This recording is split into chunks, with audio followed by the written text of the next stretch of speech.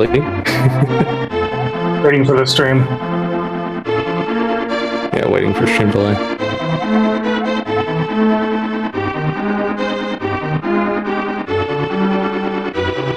Oh, yeah, I think we're live. I hear you on... Yeah.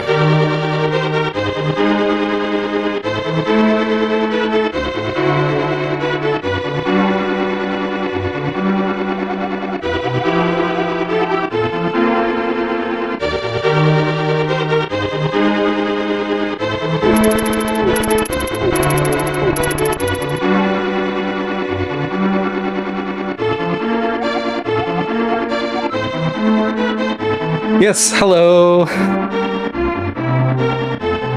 Yep, I'll be joining my good friend Zeke on the couch today. Excited to watch another Link to the Past randomizer speedrun, especially this one. It is my personal favorite format, and yeah, Zeke and I have played this format together on many occasions. So, okay, sounds like I wasn't live, but hello. Oh no, we're getting one side of the conversation. Sorry, everyone. First run tech problems. I apologize. So,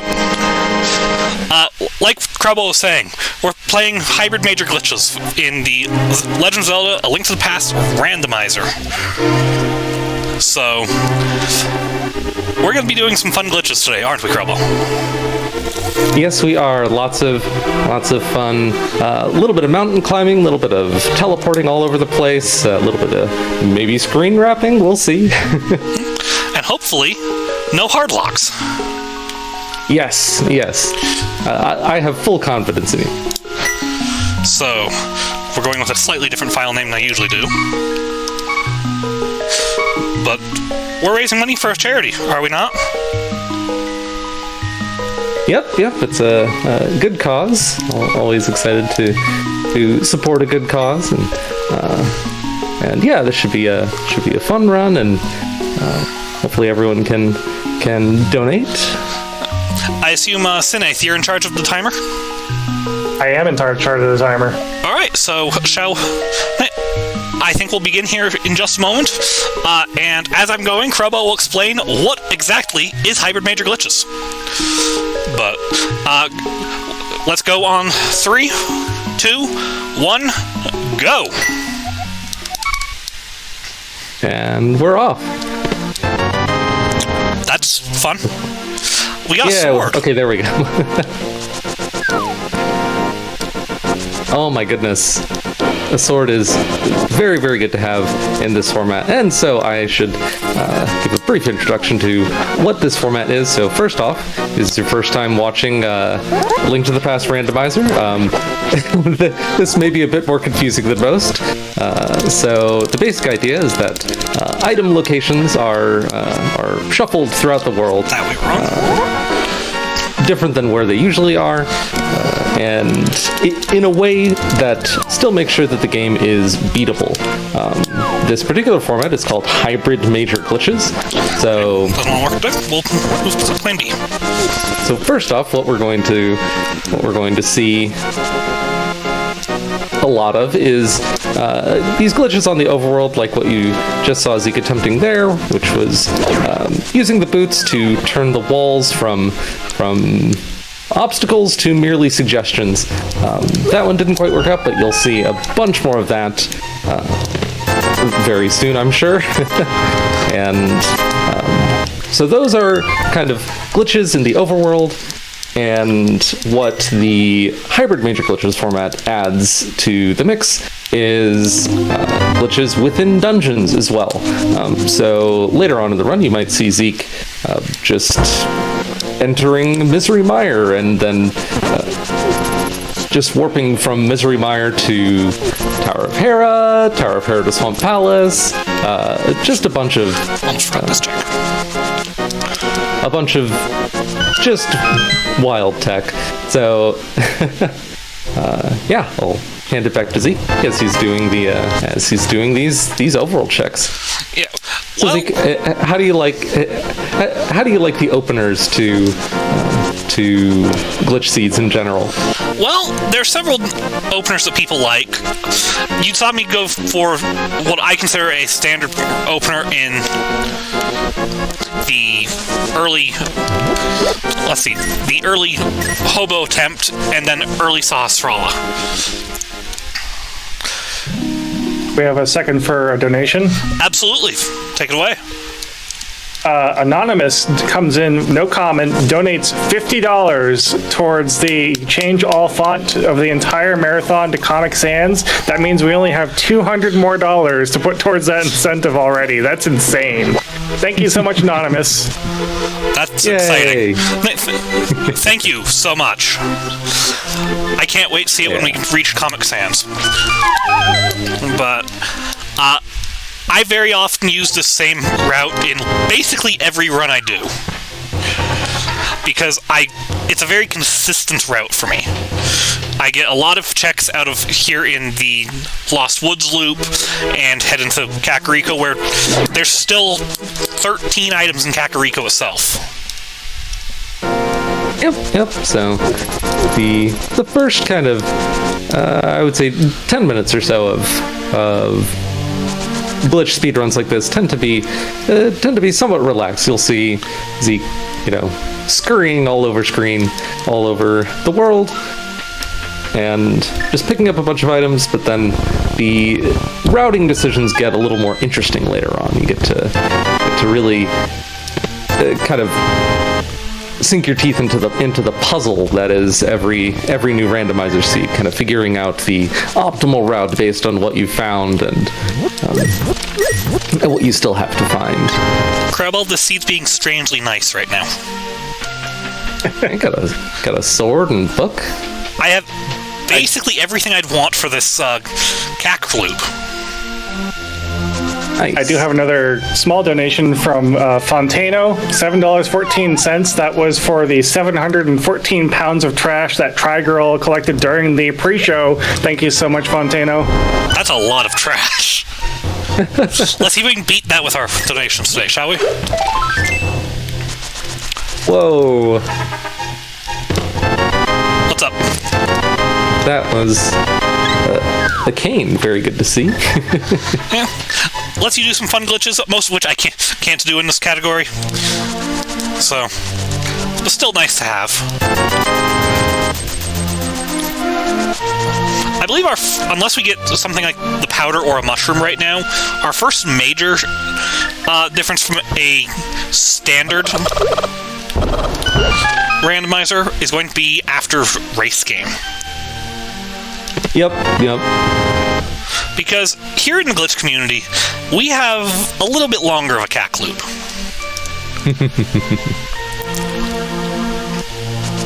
Yep, there are the standard routes through the overworld that you're expected, that the game designers expected you to take, and then there are the glitch routes through the overworld where we just decide that, nope, you know what, I think I feel like climbing this mountain right here. I'm just gonna scurry up there, which we will probably see in a moment. And that right there was a unique item we just picked up. Only one of those in the game. Just a little bit off on that dash line. Ooh, like a pixel or two too far. And, well, yes, you can steal the item. I don't like doing the race game clip. If there's something here, I'm going the long way around. There's nothing. Alright, our first thing of note is teleporting. Yeah, teleporting. Where we... Not saying upward, so... do that. And suddenly we're in desert. Yep, just by hopping down, which is up, totally makes sense. I mean, this game does have Paradox Cave.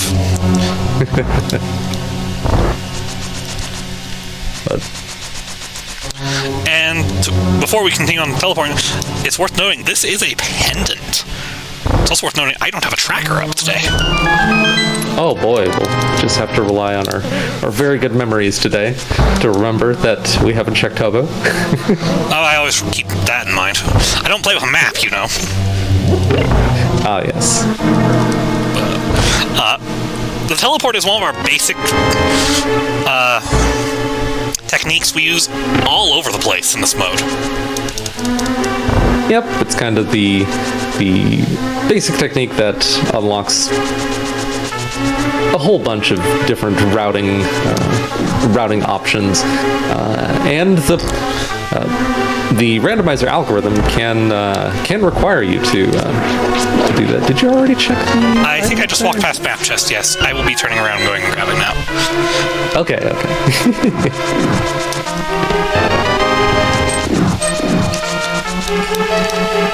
If it were a race, I'd probably just leave it, but... Oh boy. This isn't a race. Let's go be a little more thorough here, shall we? Yeah. It'd be terrible to leave something important like, say, a fire rod here.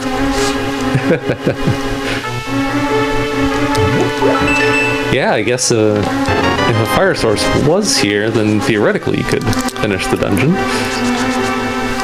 Can we ask the important question of why the dungeon layout has been... We had a vanilla map and a vanilla compass in this seed.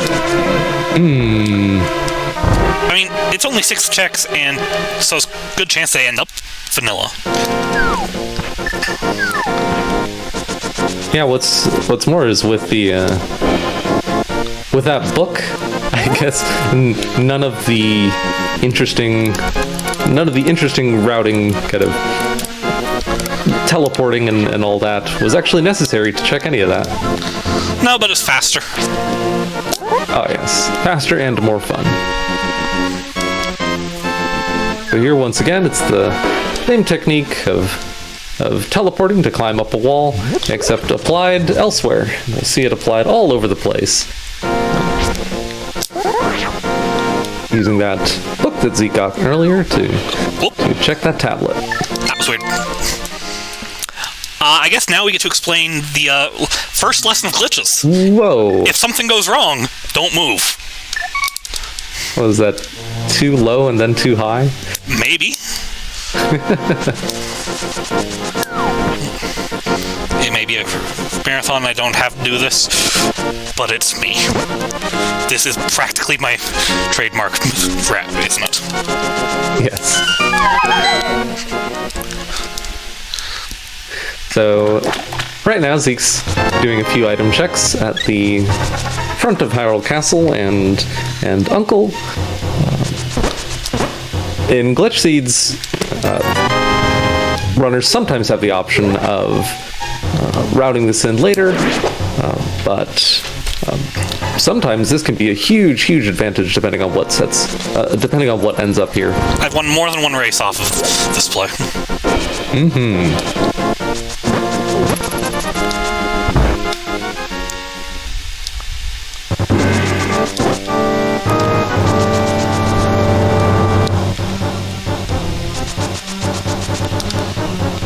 And if something does end up here that could end up helping in the mountain or South Shore, different areas of Hyrule. Mostly I'm looking for a little bit of money before I go south, because I'd like to pick up Zora in the same trip. That's a little bit of money game. I'm glad you're listening to me.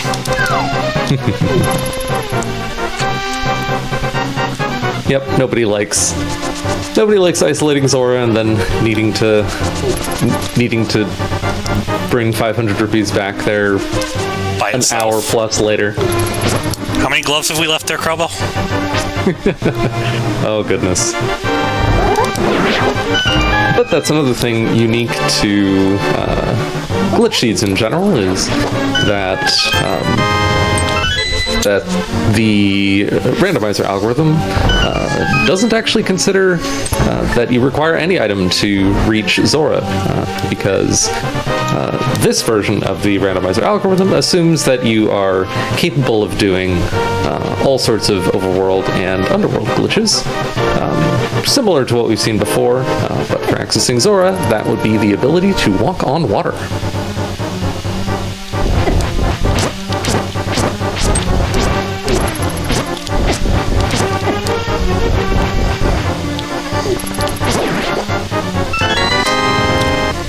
So Zeke, where do you think you're headed next?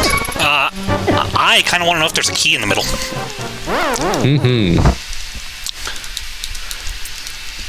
Hey, new glasses. I forget. Does anything else change in this sprite except for the glasses? Does the shirt color change? I believe it is just Emma's goggles. Also, yes, you might notice I'm not playing as Link, and that's because yes, I've learned all of my glitches playing on this Emma Sky sprite. That is Emma Sky from the Ace Attorney series. Yeah. Actually, one of my favorite characters from those games. Who turned out the lights? We left the lamp at home. Oh no! Zelda would be so mad at us.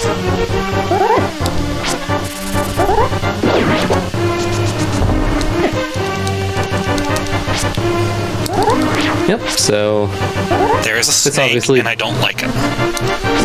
There it is. Oh no! Yeah, you found it. Oh!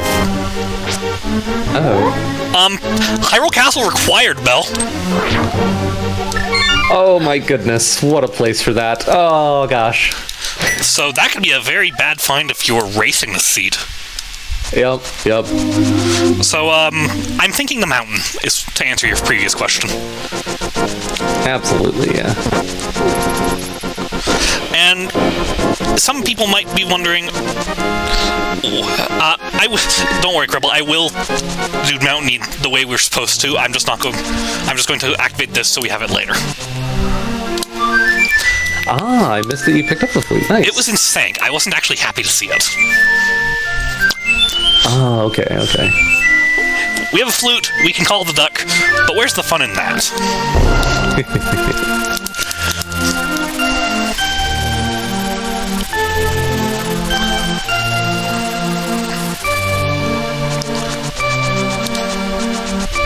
Because let's show off how we're supposed to get the mountain in this mode, and not just play a flute.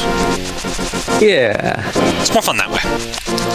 Takes a little bit longer, but it's worth it because this will be actually not an application of teleporting. This will be an application of just clipping up this slope and then jumping and wrapping the screen and then doing another couple jumps with the screen wrapped. So...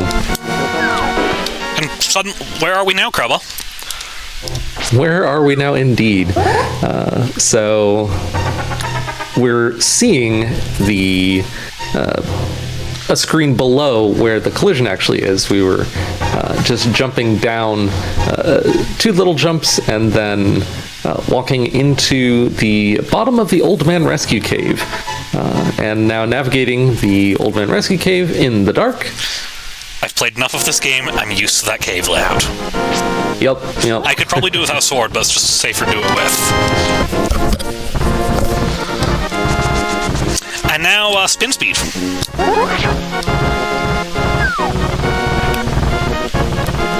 Yeah, so spin speed is another one of those glitches that messes with the game's collision and allows him to just sneak into the corner there and then jump down from the bottom of the mountain, which of course wraps you up to the top of the mountain naturally, and lets you just take the quick way into the Tower of Hera, which is the first place where hybrid major glitches differs from overworld glitches. So those first 2 chests contained the compass and one of the 2 items in the Tower of Hera, which means that we're stuck. We have no way of opening the basement, which requires a small key, or opening the big key door to the higher areas in the Tower of Hera. So Zeke, how can we possibly finish this dungeon? Well, logically the game expects us to use keys from somewhere else. And what is the best dungeon to get keys for that? Well, it would be Misery Mire, of course, with all the keys there are to spare over there. And so the randomizer algorithm here will logically require us to go from to go from Misery Mire to the Tower of Hera without changing the state of the dungeon we're in, which allows us to use the extra keys from Misery Mire in the Tower of Hera. And then potentially use them in Swamp Palace as well. So kind of, this mode turns... ooh, that was a very clean setup. Nice.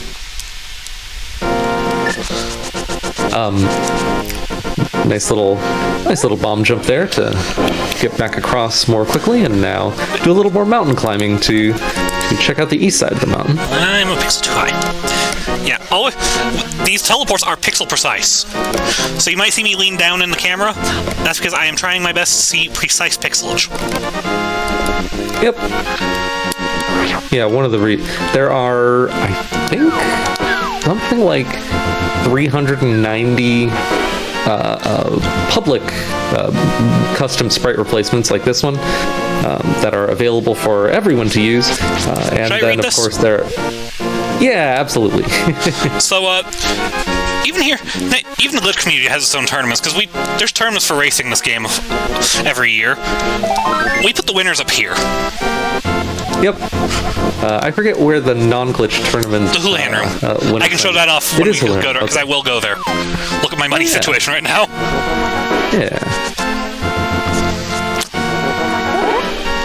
Shoutouts to the winners of the glitch tournaments. I think both Zeke and I participated in this year's glitch tournament, and unfortunately neither of us made made it onto that side, but it was a lot of fun anyway. I don't think either of us would have beaten Crystal, let's be honest here. Crystal's insane. There's a small but very, very active and enthusiastic community that races this format. It's always a little scary. Yes, I hate this clip. Hey, you made it look easy. Come on, spin speed. So the glitch that Zeke's doing now that we referred to earlier is called spin speed, where he is releasing the spin attack and then dashing on the very next frame after releasing it. And it confuses the game into thinking that part of the I guess the boot's state is still stuck. So even though he isn't moving quickly, the way that the boots trick the game into thinking that you can kind of walk through diagonal walls is preserved. And that clip right there is the hardest one for me not doing outside of glitch modes. Every time. It is the... Another little... You know, all these fancy clips get us placed fast, and it's the one that skips like 3 seconds of walking that's the hardest not to do.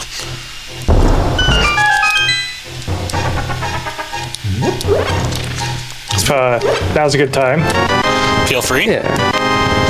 Yeah, I just want to quickly remind everyone why we're here. So this is the Green Gaming Fest 2021 from Team Green Gaming. We are here to raise money for Team C's. It's all going towards the Ocean Conservancy. So we have joined with Team C's, Mark Rober, Mr. Beast, all the different YouTube creators by doing a huge speedrun marathon. And this will not be the last speedrun marathon of its kind. No, we are here to speedrun to save the planet. That means that every year, not around this time, it's going to actually be in April. On Earth Day is the yearly anniversary that we're going to do it on. So on Earth Day in April every year, we're going to be picking a charity that is putting their money towards changing our climate for the better. So if you are new here, be sure to follow the channel, go follow all the socials, and you'll stay in touch with what we're doing to raise money. And as always, thank you so much for everyone who's stopping by, viewing the stream, sharing the stream. It's so much help. Every dollar you donate is going to remove 1 pound of trash from the ocean. So be sure to go donate if you can. And once again, thank you so much. Thanks to everyone. And Zeke, where are you headed now? Well, that Moon Pearl actually incentivizes me to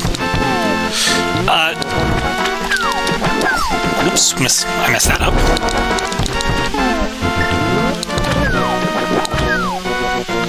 It incentivizes me to come down here to Zora area, which looks just fine, right? Mm-hmm. But Moon Pearl lets us get water walk in a different way than we usually do. And I just use a trick called splash deletion. We overloaded the Ancilla. Oh, hey, a lamp. We overload the Ancilla value in the game by having enough arrows and bombs down that the game couldn't generate the splash that usually comes with jumping in the water. And because there was no splash, the game doesn't think we can't swim. I think is the best description we have for this. Yep, that is very well put. Okay. The one downside is I was hoping to get a 50 out of Waterfall Fairy. Yep, so unfortunately... but that'll be easy enough to pick up with Hobo later. Yeah, that'll be a nice little convenient route. Now Zeke has a bunch of options available to him with that Moon Pearl. So, Zeke, where are you going?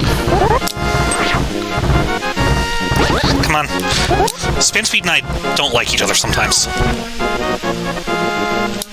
Yeah, that spin speed glitch with hitting A one frame after releasing the spin attack, the rhythm for that can be difficult even for anyone, pretty much no matter how long you've been playing this game. That technique still kind of can still be tricky at times. Hey, look, we're using the flute for its intended purpose, getting out of that box. We tricked the game into thinking we could pick up Titan's Mega Rocks. Don't worry about that.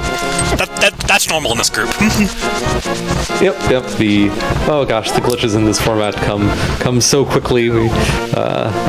So earlier we saw another kind of clip into a diagonal wall to jump down the mountain into the Zora area, and then just now we saw a similar clip down the mountain into the top of Graveyard Ledge, and then jumping down in a specific way that lands us on a specific pixel that collides with that Titan's Mitt Rock in a way that tricks the game into thinking it's a bush, because glitches are weird.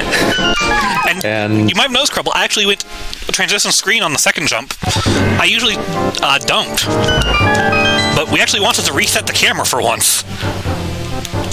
Yep. So the little extra back and forth there of jumping down the mountain and then taking a quick peek back up and back down was to reset the game's camera, because otherwise jumping down into the back of Hyrule Castle, like Zeke just did, would have taken him to Houlihan Room instead of where he wanted to go, which was to pick up those 3 items at the back of his game. Ooh, Green Pendant Eastern? Maybe we should do Green Pendant Eastern and go get our boots. Ignore the fact that I have been using them the entire seed. Why is it always there? Hey, Krellballs, wanna go back up the mountain? Oh boy. I expect us to be on the mountain. A lot. We like our mountain. Yep, in this format, the mountain is kind of the main transit hub. It has a lot more routing options. I'll start from the mountain. You can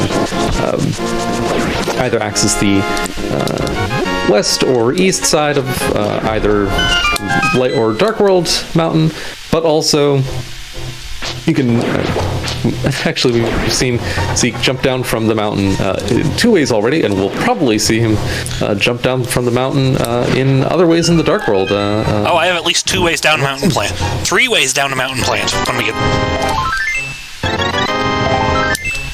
Yeah, I've actually tried to count in my head how many... Oh my gosh. There's a fire rod. Hey, Krellbell. Why can we kill Trinex already? Oh, goodness. Do we have... Yeah?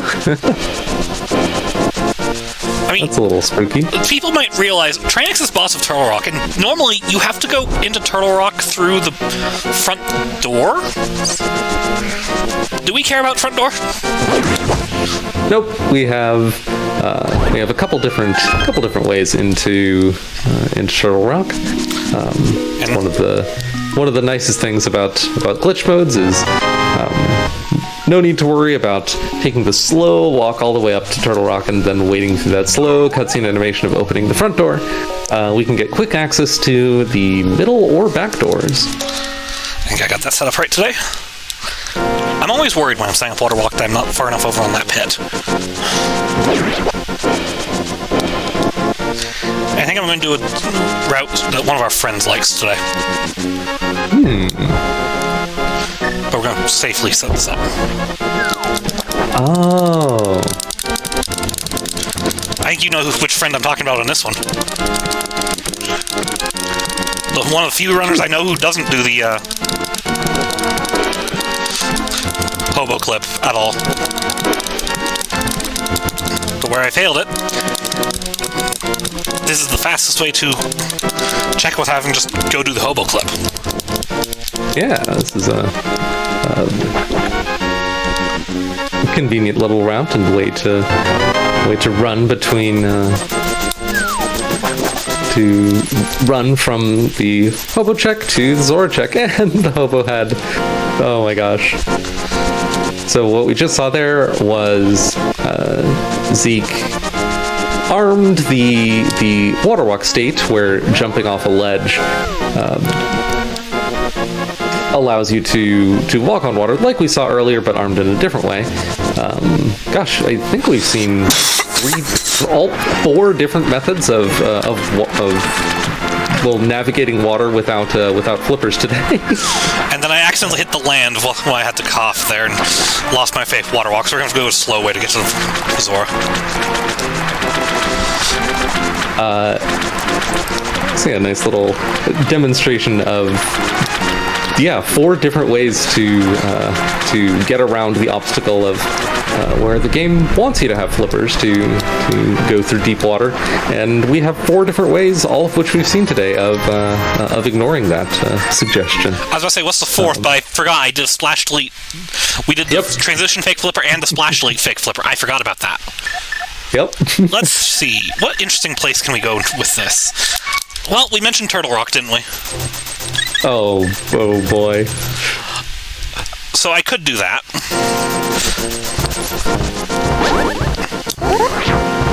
But I'm actually more interested in the fact that we got that mirror right now. Ah. Because that's one of the cooler glitches to see, isn't it? Yeah, this is a great one. While Zeke is setting this up, I'll quickly answer a question in chat. Chat was asking, with regards to what is a front door with regards to the front door of Turtle Rock. So I think Turtle that's Rock, more of a joke as to who uses it, but...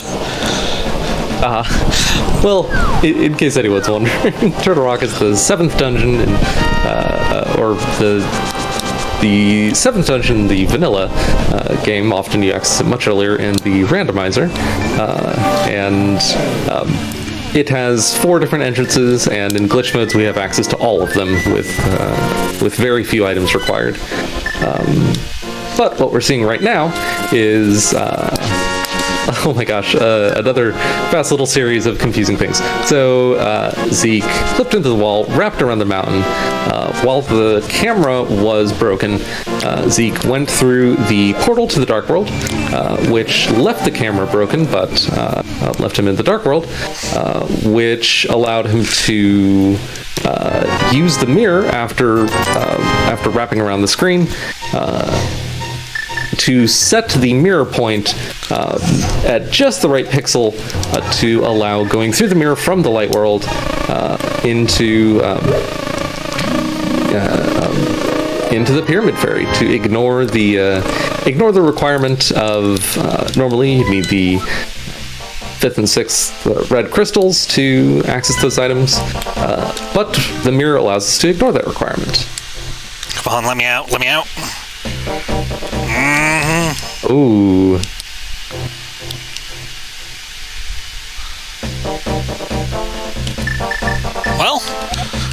That's fine.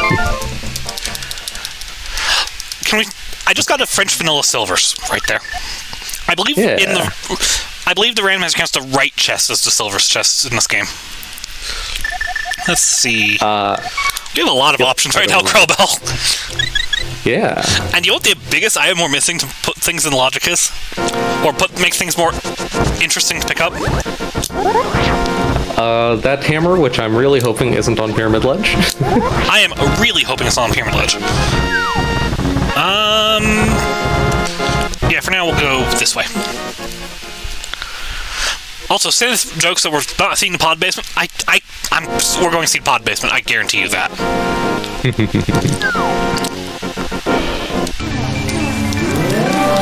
It's not allowed.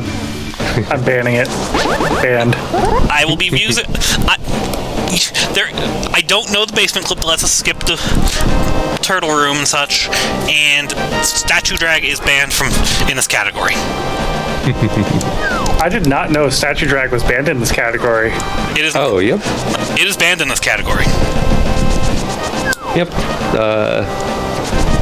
So in glitch modes, tend to we kind of categorize glitches into different categories that leave the that kind of leave the categories interesting in their own right, and allowing door transition corruptions like like skipping from the front of pod directly to the boss, which was that statue drag that we were referring to earlier.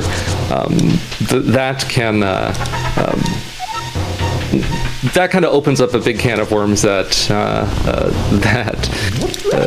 kind of changes it changes how the game flows enough that that's left to its own category.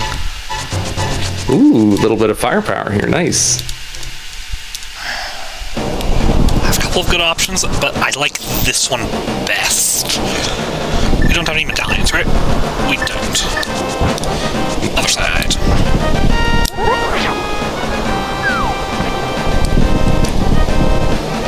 Hey, look, we descended the mountain, our fifth way down the mountain now.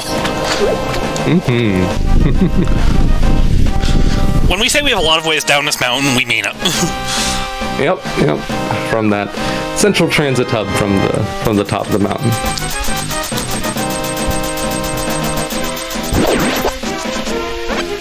And more money, nice. Let's go with plan.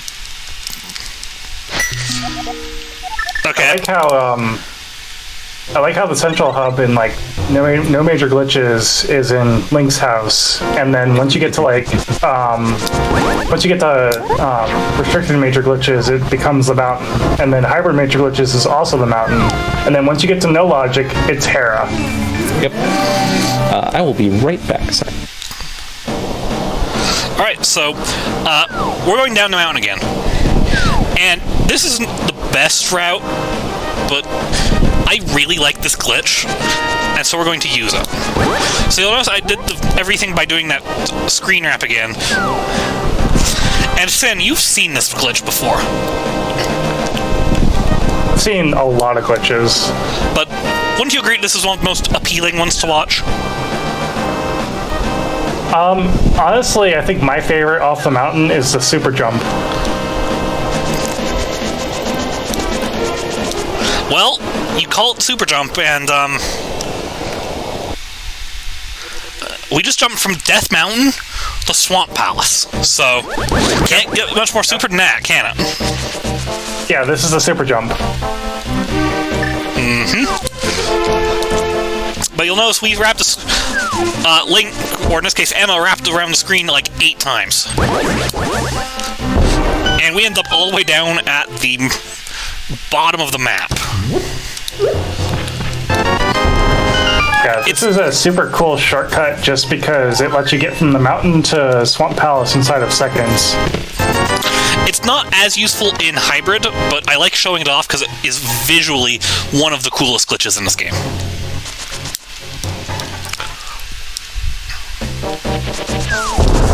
Oops. Let's see.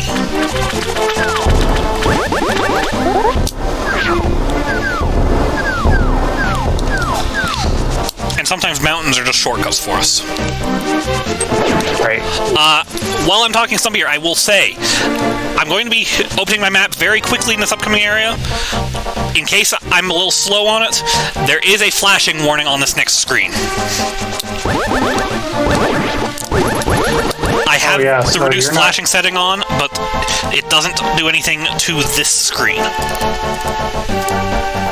So be advised. In the vanilla version of Link to the Past, there are a lot of flashing screens. The randomizer developers have input a piece of code that reduces or removes some of those flashing screens, but is it just this one, or is there any others? That's the main one I can think of.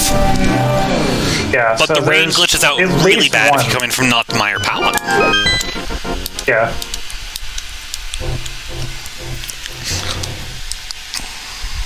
Anyone who is experiencing, difficulties with flashing lights and things, the devs finally decided to implement something to prevent that. It can't be removed on that screen because basically what's happening to Zeke is it's raining, but you're also transitioning into that screen in a way that the game does not know what you're doing. So what's happening is that the rain is trying to render, but it's also like trying to fix that there's no rain because of the way you transitioned onto the screen. So it's having this like flashing effect back and forth.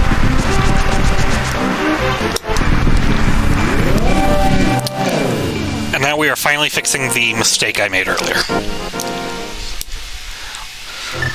We had that weird screen wrap when I was trying to clip back into the desert earlier, and that did leave this here cave where this old man named Agina lives.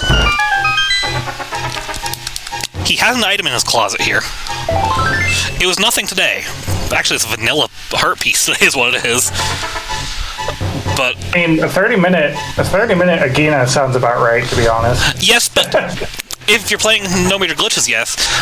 Agina's part of my CAC loop, and I missed out on it because I got that screen wrap.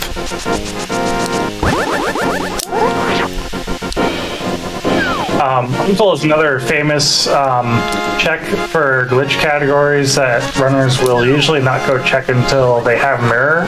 So it's usually like a half an hour to an hour, but I believe you got mirror super early, so... I mean, I got mirror, but I also did Uncle about right after that soft lock, so... Yeah. And now you might notice we're on top of the desert. But it's been, what's our time, a half hour? We're at 39 minutes right now. I think we need to finish the dungeon. There's an item here. I don't know what's anywhere at the moment, so I don't mind finishing a dungeon for an item while we're in the area. So yeah, it's not a bad play, definitely. You might notice we called out pendants and crystals. The goal to kill Ganon in this mode is we need to get 7 crystals and defeat the Aghanim fight at the top of Ganon's tower.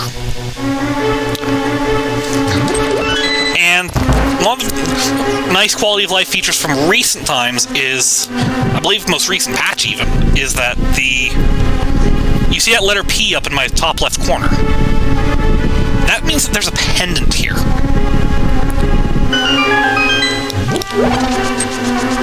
And I'm back, and yes, the goal of this is to get 7 crystals and defeat Ganon at the top of Ganon's tower, and that goal usually doesn't require gathering pendants, but there's an item here. We're in the neighborhood. I like this decision. There was an item here. And the other big thing is I haven't had a chance to go back and read Pedestal. Also, I apologize for moving camera. I am on a laptop, so it's a little... I'm making sure I'm comfortable as I'm doing stuff. And my foot was going to sleep. I would like it to stay awake.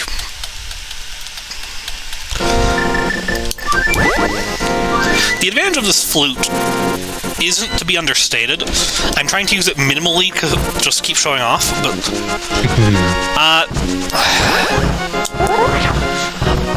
Normally, Krellbell, I found a hook shot. I would go in and do Hera right now. We're not going to.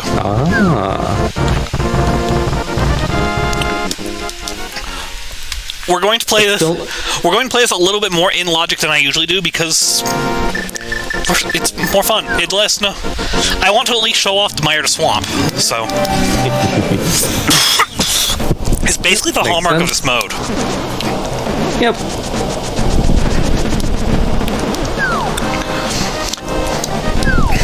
So, and we can also address the fact that there's more than one way to activate your spin speed like that. Yep. Similar state to dashing one frame after releasing the spin attack, but instead it's using the hook shot and dash on the same frame. That's correct, right? Hook shot and yeah. It's an item dash. Yeah. So, and here another teleport to pick up that little extra safety. So nice and comfortable. 10 hearts, blue mail, tempered sword. should be fine for a nice moth fight here. Yeah. It's Pendant Skullwoods, but it'd give me a good chance to go read Pedestal and back as well. Yeah. Or we're going to fall into Pinball Room because my sword did not slash that bush. Come on, small key. Oh, yeah. Okay,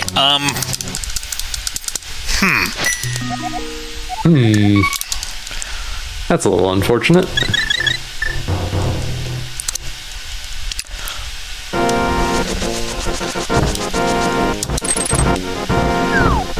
So, because Zeke fell down into the pinball room there, he was stuck in a room without a small key in it.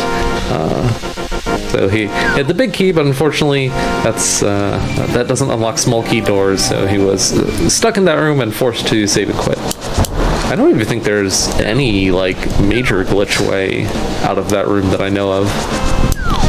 Malmo might know if she was here, but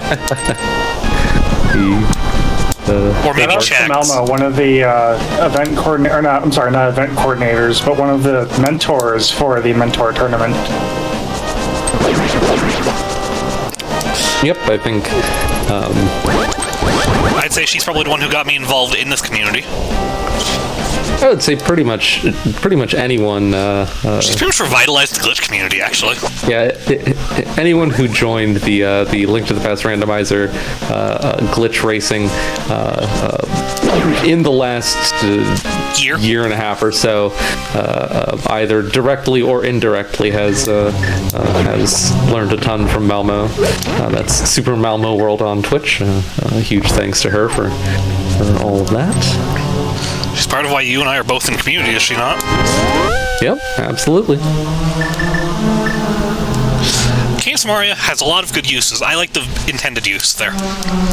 Yeah, a lot faster than clearing this room the normal way, or the vanilla way, rather.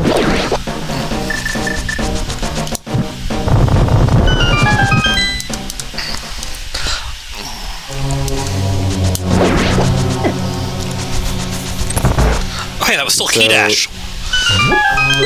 Hey, nice. Why can't I get that key dash uninterrupted when I'm playing vanilla? I guess it's a 1 in 4 chance that any pixel will work. Yeah. Or It's on- yeah, that It's on every... Key dashing is when you would line up perfectly with the... This room just went a little awkward. Key dashing is when you line up perfectly with the door, the key trigger pixel for the door. And it sounds difficult, but it's lined up on a grid of 4. So with a bit of, and anything that you can line up your bottom edge to is on that 4th pixel. Yep.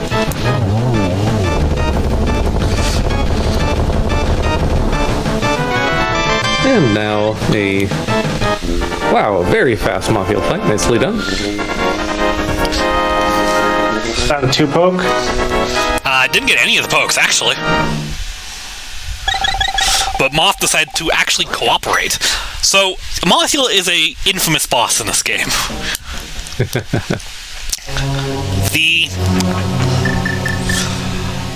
The way the game is coded, he takes no damage from those spikes in his arena.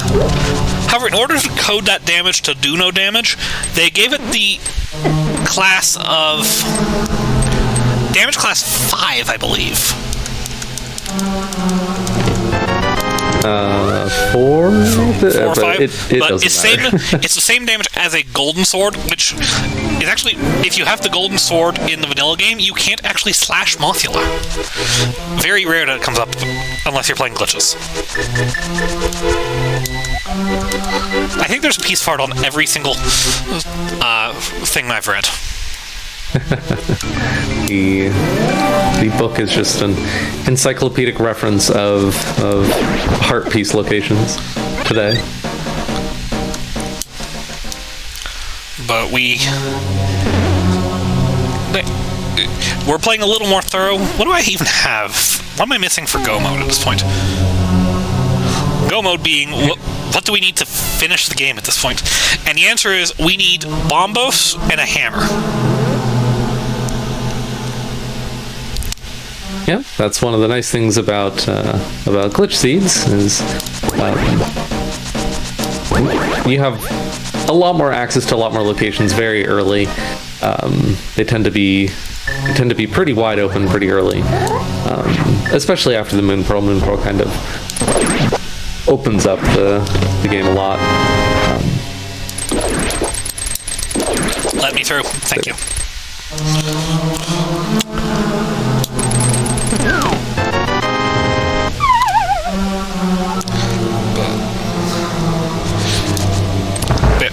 All we need, items we know for certain we need that hammer to get to Helma's King.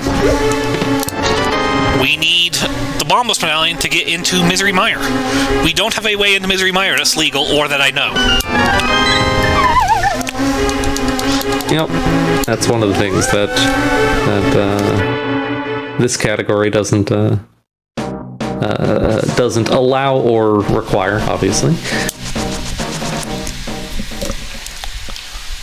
And all of the methods of bypassing the hammer requirements are also in kind of a higher glitch category.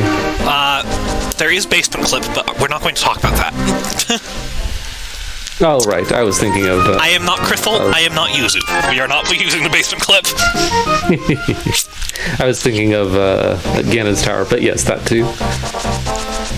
Is Ice Palace pendant today? I don't remember. Ooh, we do need that for ice. I forgot about that. Your favorite... It's probably an ice, your favorite place for it. Ah, yes. But that's another requirement that can be skipped with a glitch called a YBA, or Yuzuhara's Bottle Adventure, which using those to use the flute on the Dark World overworld, which you can't normally do, that is allowed in this format, although never required. But using them in the underworld to trick doors into taking them where they don't usually take you. There's some that's in that category of higher glitch categorization. if you want to see some of that, go watch some of the major glitch speedruns that are out there. There's some phenomenal... I'm a big fan of reverse boss order. Yep. Thieves Town, there's no glitches we do in Thieves Town. Yeah, I think this format would allow... Because there are clips to Desert, aren't there? Yeah, it's like a clip from... And I don't think it's a door corruption. I think it is theoretically allowed in this format, but it's... Under what circumstances literally... is it useful in this mode? Yeah, it's never useful, so... gosh, I haven't even gotten around to learning it. I mean, I imagine it's useful... I believe they've worked on an inverted version of this mode. But oh, yeah. I imagine it might be more useful there, because you can go into Moon Pearl's desert with it or something. Also, you might have noticed I bombed the shield. I just don't like shields.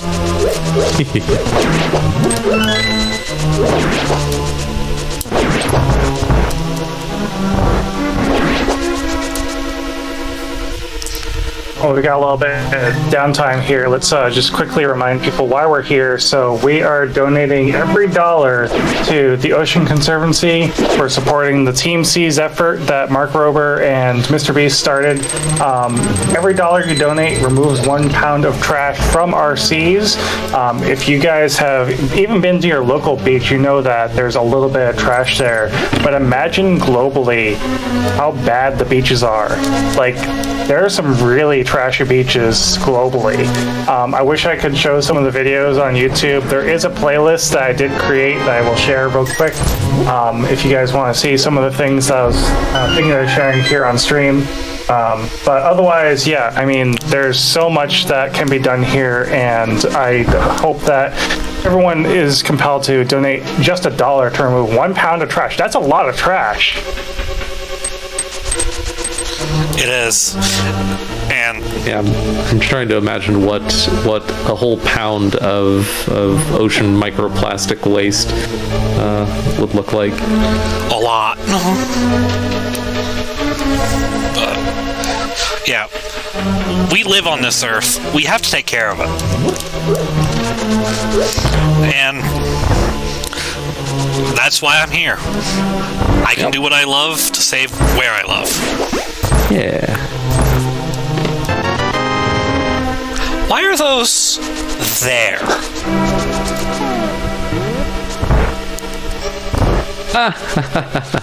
Also, Very close to home. conveniently, the small key is in the big chest. Oh, that's very nice. Since we don't have a hammer, yes it is. It does mean the hammer's not on blind. Yeah. I'm going to equip this for safety just because I am a little jittery, so I'm probably going to mess up the script. But blind is a scripted fight. So. Also, one of the shiningest features of this randomizer.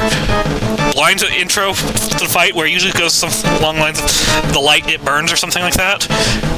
Blind thinks he's a good Joker. Yep, these replacements of the vanilla text have been in there since, gosh, either like late 2016 or early 2017. I forget which version they changed from the Japanese text. But we should mention that this is a patched version of the 1.0 version of the Japanese Link to the Past. Zelda no Densetsu cartridge. Kamigami no Triforce, I believe.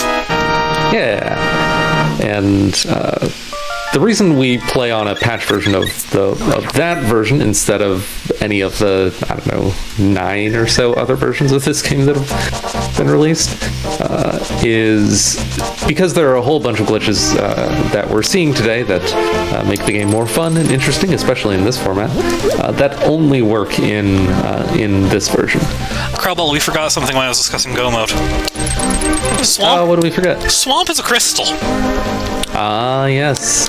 I don't want to do the entire thing by fake flippering. I don't think I can. Yep. So that's one of those that we're gonna need those flippers. yeah would require techniques that are reserved to higher glitch tiers. I can do fake clippers. I've learned it for speedruns, but Ooh. but also I don't want to. We're gonna play by the rules, and I'm going to leave purple just sitting there for a bit because I just realized I forgot to pick up Dig Game when I did the Mire area. And of course, Grubble, I did shout out the fact that we needed a flashing warning on the Mire. Ah, yes. And Sanith did a pretty good job explaining why it does that, so Yeah. I dig out something like Team C's. I haven't done any practice on that, so we're going to go with my standby. Yep, one of the changes the randomizer makes is instead of there being a random chance that any one tile contains the heart piece reward, and that number can potentially be high enough that the digging game becomes actually impossible.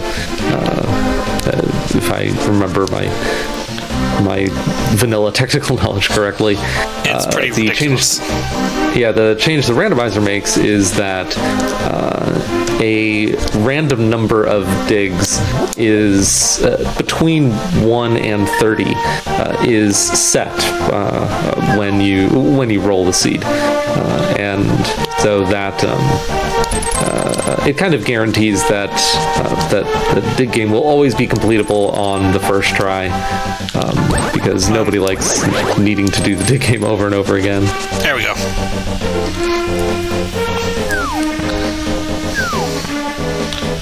There's a reason we're not fluting, and that's because we're gonna look and see if, say, we need to go in the front door of Swamp.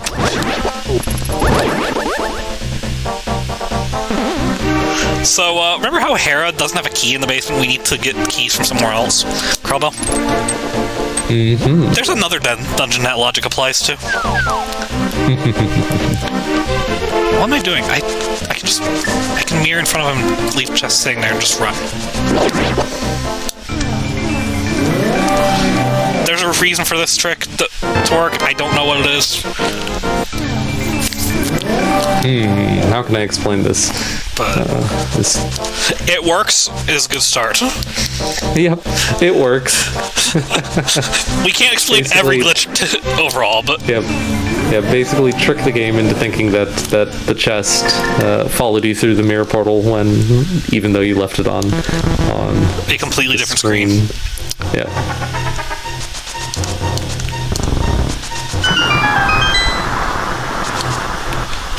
Oh, I missed it. When did you pick up flippers? Oh, right. I don't have flippers.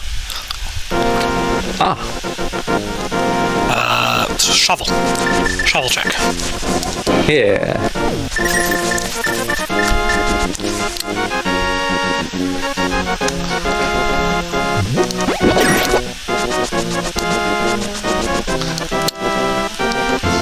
Like I said, sometimes not having a tracker can be a very bad decision. I forgot to set one up, so we're playing off of my memory. Cape's a nice safety. We're getting some questionable checks, but we have a clearable crystal right now, Krabba. Hey, nice. Let's go do it. Is it Turtle Rock time? It's TR time. Yeah. How do I want to do this? What do you think? Should we go in the back or go in the middle like it expects us to? Gosh, both are fun and fun to see. So where I don't have a hammer, we're gonna go in the back way. That makes sense.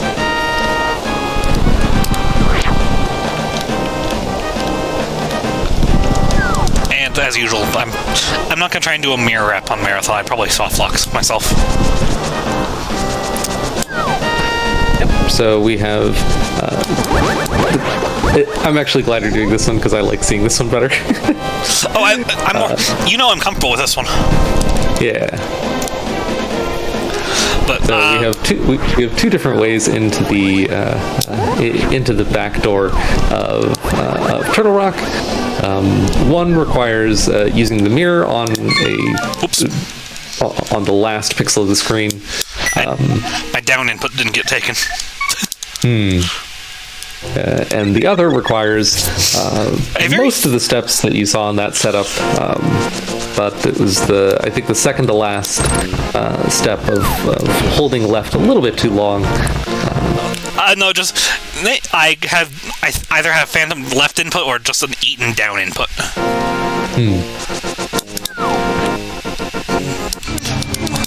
These tricks are kind of precise on their instructions, but okay, some of them are very precise, like that one.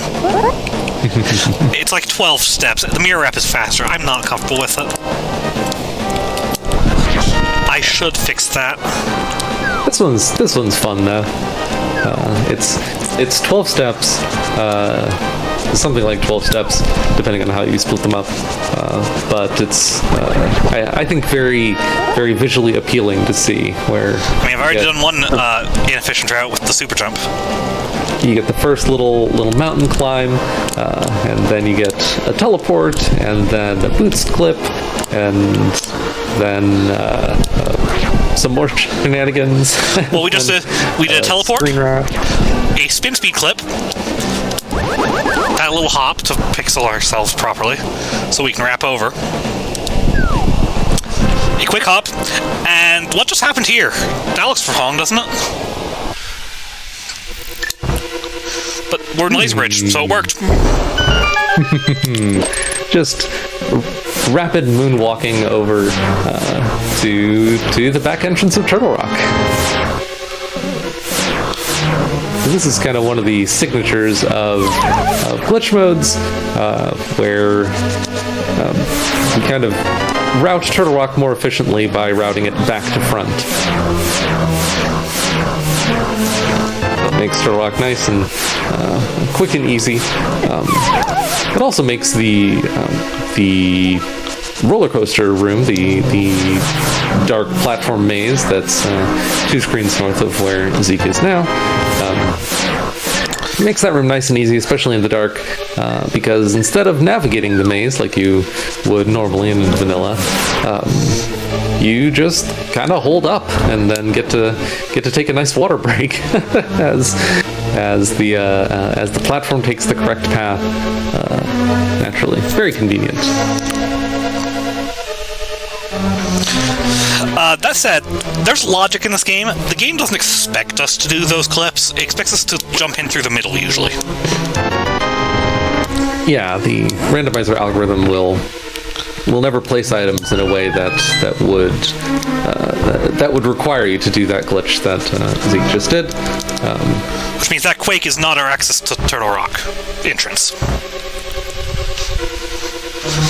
I guess it could be, depending on whether well, it could be actually, yeah. Required. That depends on key layouts and all that, and I try not to think about TR key logic. It hurts my head. Yep. This pink lava is beautiful. Ooh, yeah. I guess we should mention, not sure if we did earlier, the palette shuffle we're using today. But yeah, palettes are shuffled. The algorithm to generate the shuffled palettes is kind of impressive. I think it's they put a lot of work into making the colors look random, but also not too garish or like the old version. Yeah, there have been a lot of improvements in the algorithm over the years. I'm really hoping we don't die. I don't feel like we need to explain fake worlds, but we will if we have to.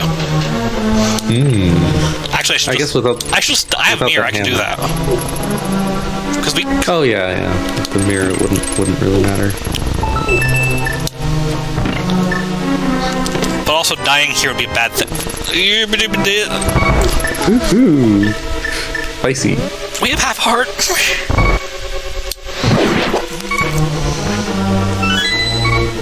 Hey, what drop are you guys in?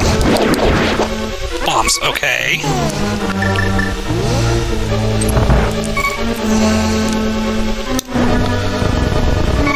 Hey, walk up into that, please. Those will be handy.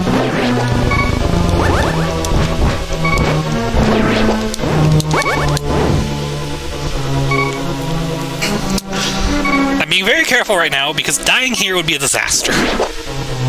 Yeah, that would be unfortunate.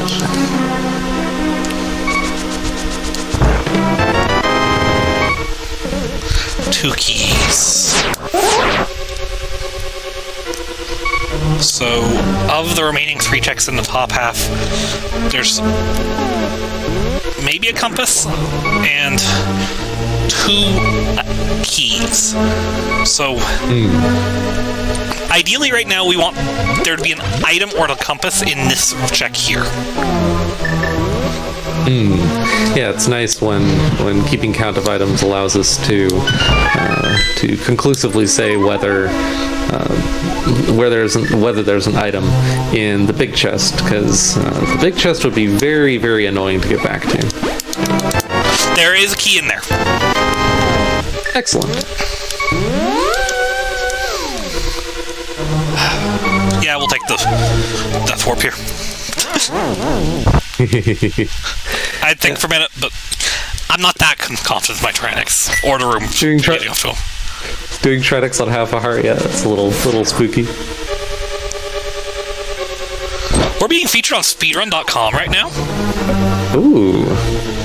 Thank you, speedrun.com. And welcome to viewers who are being able to see it from there. Yeah.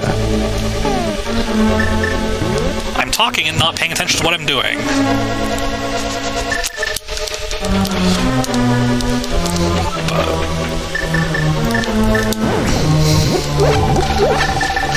So, Trinix. There's not much to say about Trinix at this point. I have Butter Sword. Or Golden Sword. We call it Butter Sword. Because it looks like we're swinging a stick of butter. Big old stick of butter. Just giving cholesterol to all the bosses. Ah, and we have the Trinix's redhead and a slightly less redhead today. Yeah, palette shuffle sometimes affects these bosses too.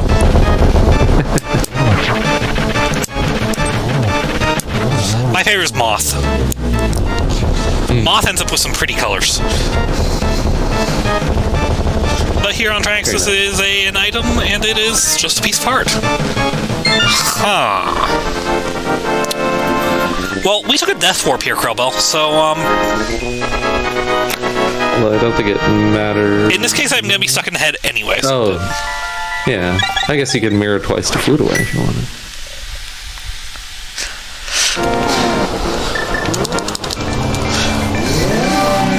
You might notice we just smeared into the rock head, from the rock head. That's because the glitch mode did not remove fake worlds like the normal randomizer did. And so it thought we were in a fake, is it fake dark world in that situation? Oh boy, it is... Oh gosh, I have 50% chance of getting it right.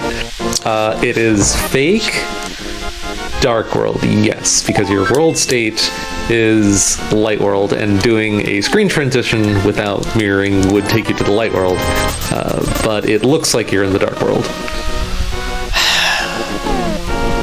I think that's With right. this loadout, I think I know where the game wants us to go. Is it... Did we check checkerboard keys earlier? We did. Okay. And Agina? I made sure to pick up a Gino when we were in the Meyer area. Perfect. Look at all these items we have. Don't go there. Go fastly.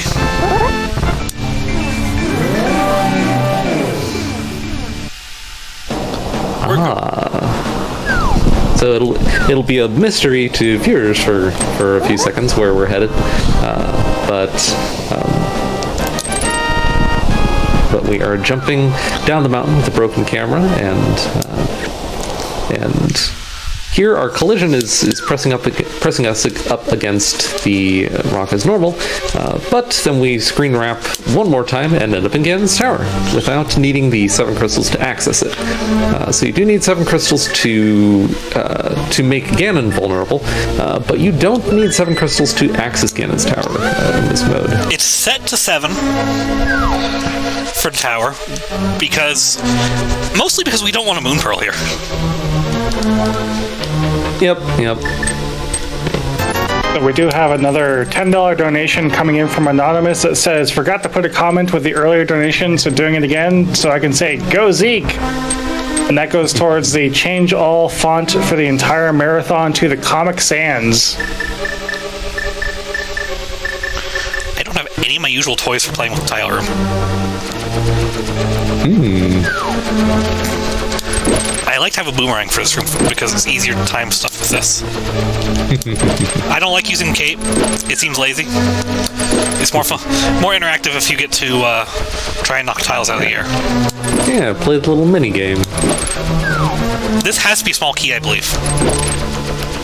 Because we got a compass, an item, and the big key. And logically, the top of GT for mostly to keep us from having to climb multiple times, the top of GT is locked by. Is the top of GT locked by 3 keys in this Krillbo? Yeah, but I mean, as we can see, that doesn't have to be a small key because the small keys can be on the hammerlock side, which it looks like it is. It looks like so. That said, we're here. Yeah. That's good to know because that means that Hammer's not upstairs. Right.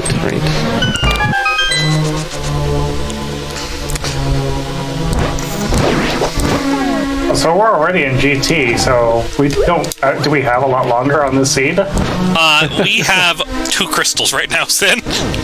I blinked and I was like, wait, we're in GT already. What is happening? We clipped in. You play glitches. I do play glitches. I'm so. You know what the problem is I'm used to watching Trey stream, and Trey usually only comes in here when you can go in here, out of glitches.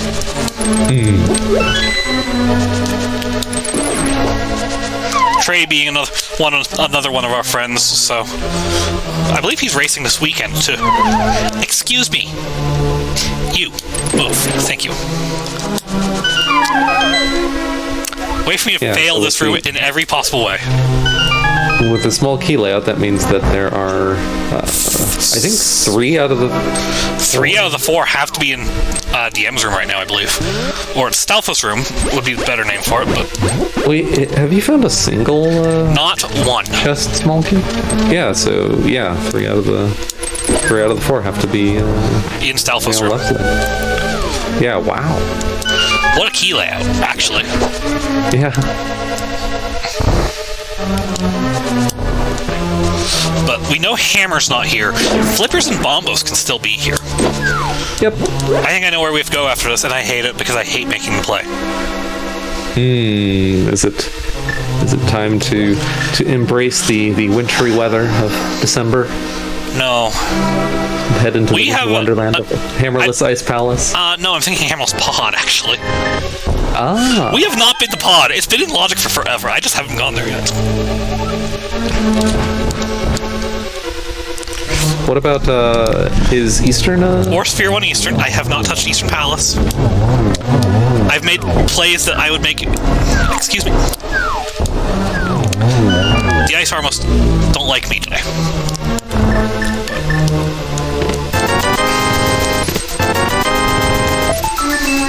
Sad that not everyone said hi to Bob.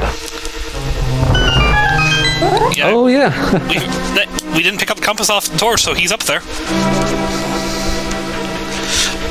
Bob being the weird glitched out sprite of an anti-fairy in... we'll go show him off real quick. I don't think we can point him out again. It's not that far. But Bob is here. The screen that we're heading back to right now is on the same super tile as the Ganon's Tower torch, and for reasons that I don't understand and thus can't explain, if that item on the torch is still there when you enter that room, then that particular anti-fairy, and if you kill that anti-fairy, the next anti-fairy in that room turns into that weird glitch sprite, which has gained the name Bob over the years. Gaming communities really like to name their weird... Remember how I said we weren't going to do Tower of Hera, by the way, Crubble? I'm going up mountain anyway. Let's just do this now. Makes sense. Let's find out what the actual key layout of this dungeon is. Yeah. Okay, small key. I don't like nice. that. Yeah, it's a little scary because I think. Did you already get one of the items here? So. Yeah, I got one of the items. So. Yeah, so hopefully, we're really hoping that the boss has the second item, which means that we know this is clear and we can use that small key to break into Swamp. That is not the item. That's a little spooky. That means depending on the Bombos location, the Meyer medallion could be in Hera basement, which... No, it can't. The key's upstairs. Oh, yes, that's right. Well, that's a relief. Alright, we came here. The main reason we actually went to the mountain is to come to this cave over here. Because now it's time to actually get into the hybrid major glitches part of the game. Yeah. We haven't done nothing but overworld glitches for the first hour. Let's... Yep. So a lot of what we've seen so far is, actually almost all of what we've seen so far, is glitches on the overworld, and once we actually have been getting into dungeons, the techniques have been a little more, the dungeons have gone a little more like non-glitch formats. But what we're seeing here, 1 pixel too low, is a... we're now in a cave, or the underworld. We refer to. Still 1 pixel too low, I think. It takes me a couple of tries, especially I'm nervous, like, big race. Oh, I thought that was still 1 pixel too low, but I was wrong. Nice. What's this thing? Cave state. Yes. Yeah. So we refer to both dungeons and caves as the underworld, and the kind of the signature of the hybrid major glitches format, and what we just saw now is the ability to clip from between different caves and dungeons, which may be required in this format. And that's what we saw there. We were in a cave on Death Mountain, and then we just snuck through the wall there by taking advantage of bomb collision to sneak us into Pod while still in cave state, and so that allowed us to open that key door with 0 keys, which wrapped us around to 255 keys, and opened that key door for free, which remained open once we re-entered Pod normally. So you might ask, why did we not open the chest while we were there? Yep, and the reason for not opening chests while we were there is because that's one of the things that you can do to actually make the game unwinnable without higher tiers of glitches. Because if whichever key, oh boy, it was there. Well, that's one of the missing components. Things that, one of the things that blows the rest of the seed wide open. So that opens up several more places. Yeah. But yeah, opening those chests could make us get the big key, making this game virtually unwinnable. Yeah, because I've mentioned a couple of names and a basement clip. I can't do a basement clip here, but we say virtually because there's not a lot of people who can beat it that way. Yeah, I guess the basement clip would allow you to bypass that. Would allow you to bypass that requirement without. Oh my gosh, everything was just here. Oh well. The scary thing about that is now we're 1 item away from what we refer to as go mode, or being able to finish the seed with everything we have on hand, thus not needing to open any more chests and spend any more time exploring the optional paths. And the scary thing there is the item we're missing is one of the items that can be in most places. Yeah, we found the hammer, which unlocks a ton of stuff, and we found the flippers, which unlocks slightly less, but also a whole bunch of locations. They mostly open a small palace at this point. Yeah, and the only thing remaining is the entry medallion to Misery Mire. Although I guess fortunately, depending on the swamp key layout, that might be locked behind the Mire medallion. I would roll swamp, Mire medallion in swamp, wouldn't I? Oh boy. There's I think well over 90% chance that 90% base chance that that's impossible, and then even more, an even higher chance that that's. It could be the first check. That'd be cruel. Yep. That would be cruelty, actually. I'm kind of wondering if anyone would be willing to donate a penny for every single item check you had to get in order to complete the seed. I would be willing to match that penny. Yeah, that'll be there are 216. I would be potential. Hey, Sineth. Potential checks. I would be willing to match a dime for every check. Yeah. If someone else donates a dime for every, if someone else donates anywhere from a penny to a dime, I will match for every item check I've made in this game. I will match it. I think I'll match you on that one. It sounds reasonable. And once again, there are 216 potential item locations. Zeke has already checked. Well over 100. Something like 100. 140-ish. And so, yeah. So,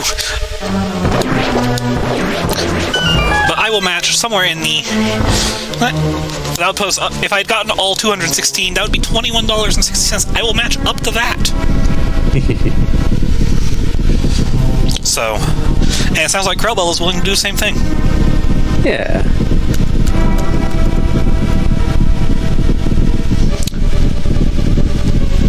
I like the purple statue. I do like that purple statue. The green tile. This is a really nice palette shuffle. Pod shuffle today, yeah. Also, I guess we could point out the fact that I've been using L and R buttons to not have to use my menu. That's a feature called Quick Swap. Yep, that's another thing that obviously isn't in the vanilla game, but other games like Mega Man X for one. That's what I thought of when I first learned about Quick Swap. It reminds me of changing between the boss weapons in Mega Man X. But the L and R buttons aren't used for much in the vanilla game. I'm trying what they even are used for us. I apologize for anyone on stream who heard me just belch. I didn't even hear it, Sin. Yep. Good. Yep, that didn't come through. But I think they're used for advancing text and escaping from the sand pits traps, or the whatever you call them, ant lions, the enemies in desert that have the quicksand. The ant lions, I believe.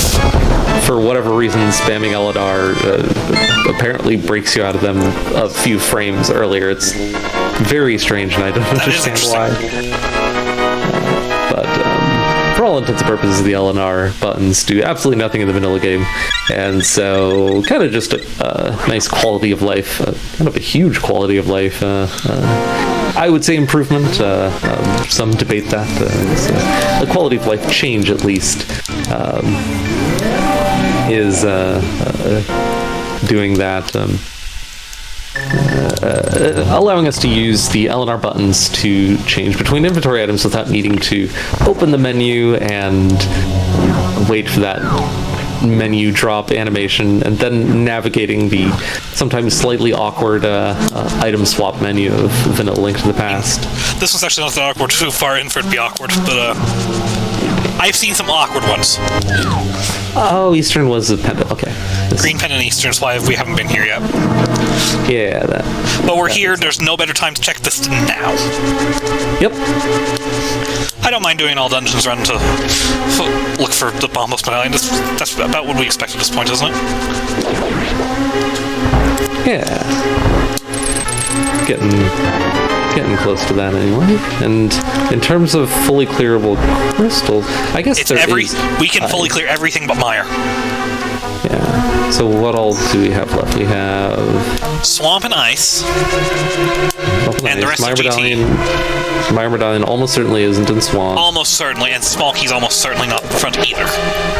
Yeah. Will we still check as we go through? That was a weird input. So probably ice and GT next? Probably ice next, yeah. I was thinking about seeing what was in the front of swamp by pre-flooding it from Hera on my way, but this will make for a more enjoyable swamp viewing experience anyway. We'll get to see the full swamp experience of entering there from either Hera or Mire.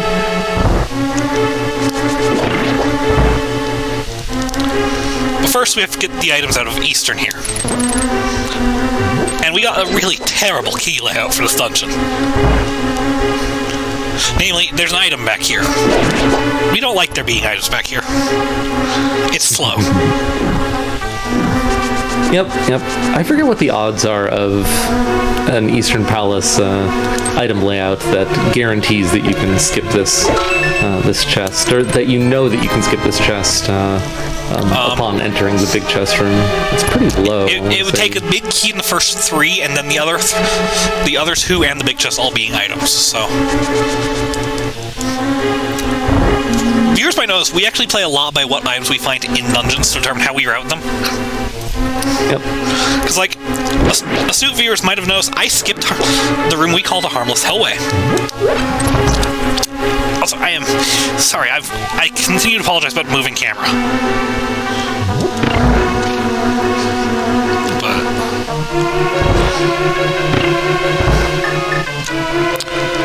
But I guess another change from vanilla that I can I can mention while we're wrapping up this dungeon is the vanilla game limits you to no more than 999 rupees.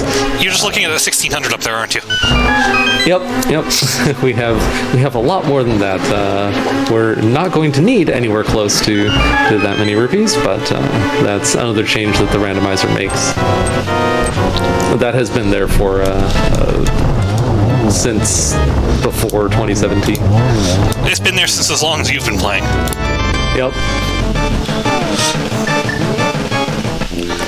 And you might be wondering, why did I mirror to the Cane of Samaria? So, Crubble, how did I get here from... Where did I go to get here? I came from Pod. Yep, from the mountain to Pod, and then cleared Pod, and then mirrored to Eastern. But for some reason, if you're carrying an item, the portal, your mirror portal, will not detect that you have will not detect you if you are holding an item. So I use a Samaria block to just walk over the portal without having to go back to the Dark World. Yep, that's a handy little trick. Also works with picking up bushes or bombs. Bushes and bombs are more used. Bushes are more known for people who play entrance randomizer. Yep, I'm thinking GT here because with really good density in GT right now. Yep. And it is a required dungeon. Well, we're doing great here, Hex. We've got glitches. You might notice we are walking around wherever we want right now. Walls become suggestions. We're teleporting all over the place. We're wrapping the screen, having a good time for charity. That was an excellent description of the menu being terrible sometimes, actually. Oh boy, yeah, it's a little maze. Yeah, the arrow buttons take you to the next item with wraparound in whatever the layout is in the menu, which can be a little awkward and definitely makes it nicer to use quick swap to avoid that kind of awkward inventory Tetris. I guess it's not inventory Tetris, to avoid needing to navigate the awkward inventory maze. That's a great place for speed of any sort. Yep, this is something that you very rarely see in non-glitch modes where you'd usually save and quit out of that, but it's very convenient to link that up with Ganon's Tower, like Zeke's doing for the second time here. We'd have a hammer now. Yeah, so we can access the left side of GT and then the GT climb. Because we do have to do climb, so we might as well do it. I just remembered a check we haven't done. We're going to do GT climb. Ah. And then we're going to get the pyramid. Because we got stuck in the wall, remember? Yep.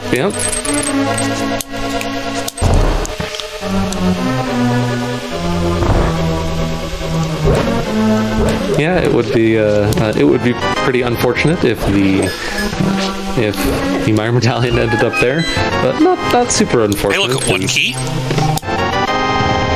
Oh yeah, let's see if our counting was correct. What do we see? There has to be at least 3, or I guess 2.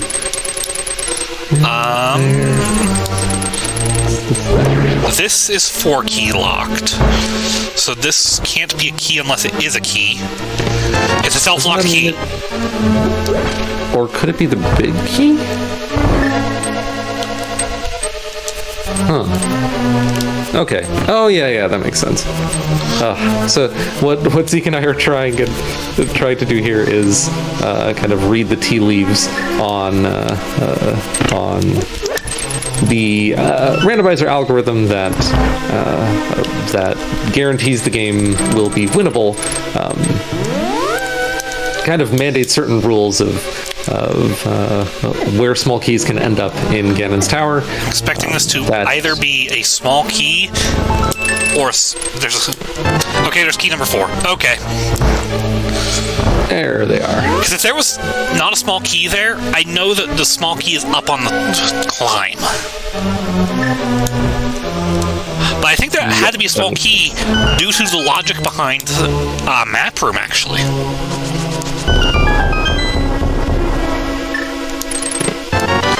Because if there's a key in map room is 4 key locked. Both boomerangs were in GT.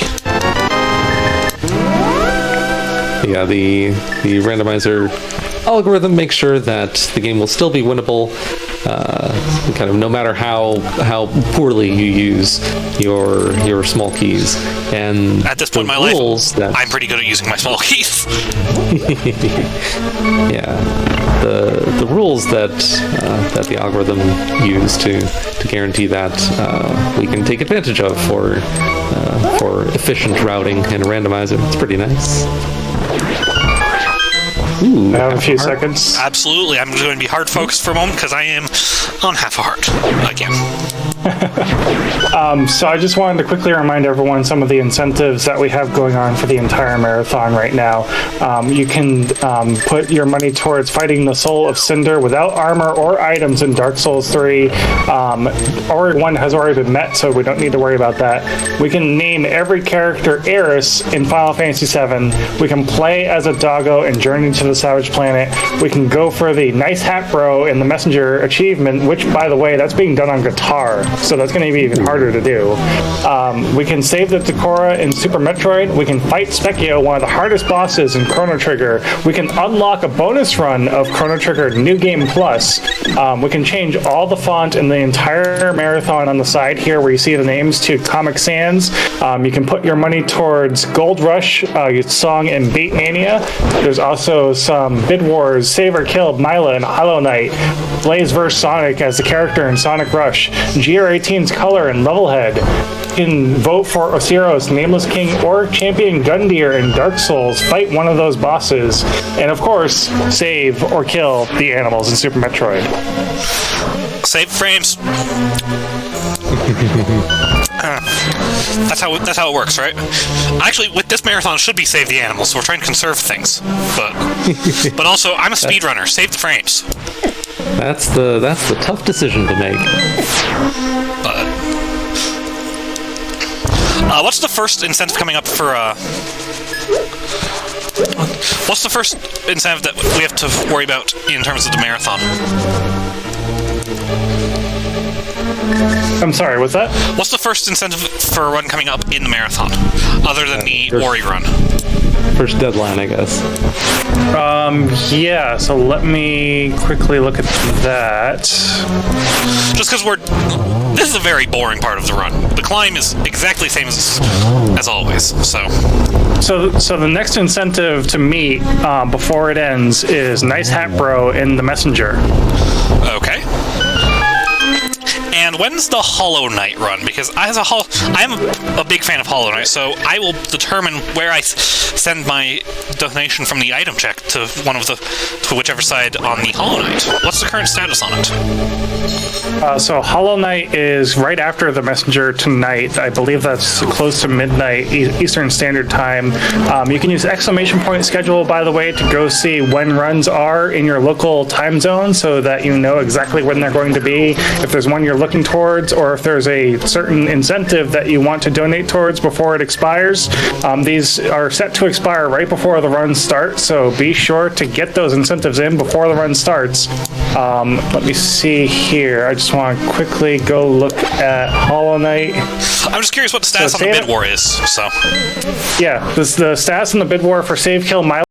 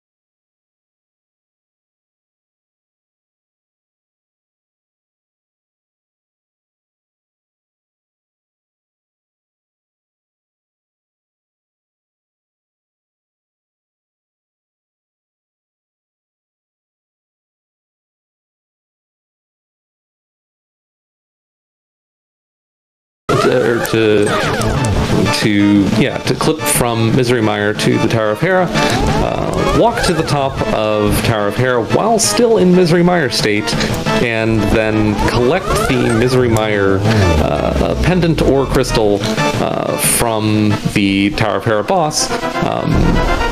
That is legal, so you could use that to dupe a pendant to get access to Sahasrahla or the pedestal, for example. But in this format of the game, we kind of alter the goal to say, while you can do that, if Misery Mire is a crystal, you do need to eventually kill the boss of Misery Mire before the game's goal is considered complete. Let's see. Based on our current, what would be the fastest route? Yeah, this is the fastest route. Is vanilla? Mire. I was thinking dungeon routing. Okay. I see. But we're going to do it from here. You might remember, we picked up a small key earlier.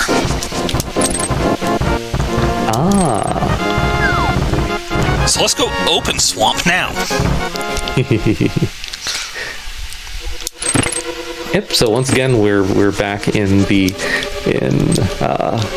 setting up an underworld glitch. So Zeke did a save and quit, just in case to So Zeke has a small key and is very close to this small key door, but he is being very careful not to use this small key on the small key door because we have different plans for this small key. Well, Zeke, what are your plans for that small key? Well, come on, Harrapot. I'm having more trouble with this than I usually do. Okay, there we go. We've made... Well, you might notice, we have a Tower of Hera small key, and we're at the top of Hera. And... You see this weird curved wall down here? This angled wall? You. Excuse me, thank you. Actually, you tend to give me... Okay, you're fine.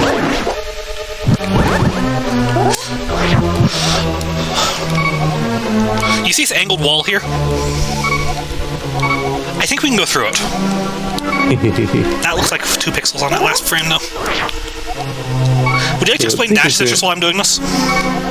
Yeah, this is one of my favorite glitches in this format. Zeke is doing what's called select buffering, where he's rapidly opening and closing the save and quit menu. Well, being careful not to switch to save and quit. To advance the game's kind of animation 1 frame at a time, or as close to 1 frame at a time as possible. And that allows him to get on a specific pixel to allow dashing into the wall, and then dashing into the wall for 2 frames, and then going diagonal up left for, I think, anywhere from 1 to 3 frames? 1 to 2. 1 to 2 frames. I just recently looked into Citrus while learning something for vanilla runs. So nice. And that sets up a teleport that allows, skipping from Tower of Hera to Swamp Palace, where we are now. Logically, I'm supposed to do Meyer first. Yep, but it's definitely faster at this point to skip the extra trip from Meyer into Hera.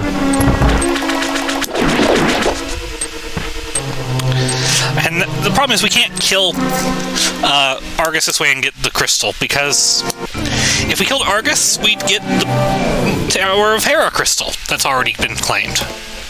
Yep. I only went 1 world. I should probably go back to the Floodgate. I always forget this. Well, when you do it from Meyer, you're in the Dark World still, so you can just mirror once. And I do a lot of it from Meyer, but so when I do it from Hera, I go from the Light World. I do it from a Light World dungeon and come out of a Dark World dungeon in a fake Light World, fake Dark World.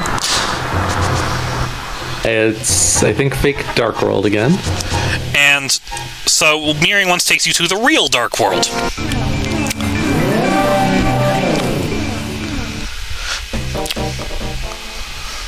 I think fake light worlds usually only get. Also, we are going to answer the question we always answer. That is a required Meyer to Hera to swamp. Which leads us to the second question: where's the small key? Doesn't matter. I'm not going to look for it, but it's worth asking.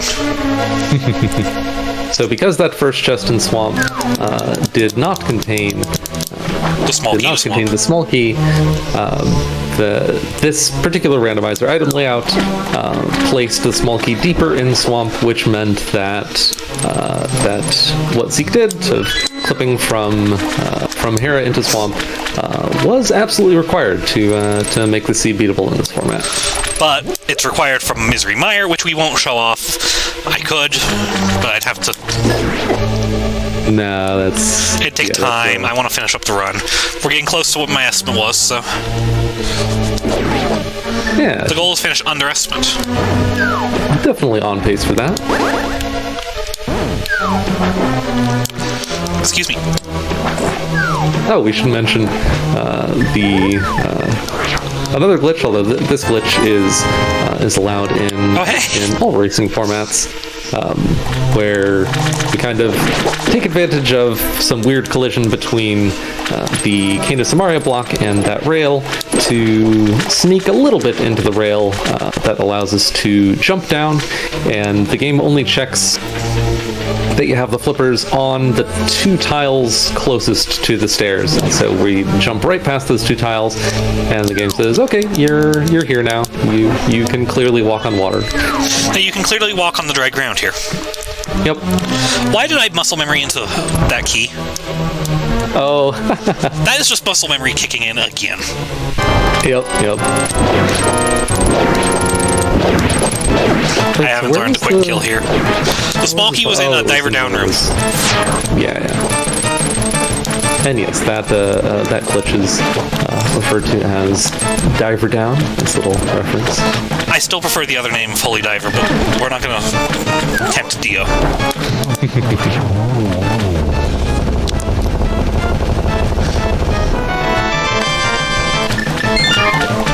Let's see. We'll do Meyer next, because while I will go to Ice the fun way, and you know it. Oh boy.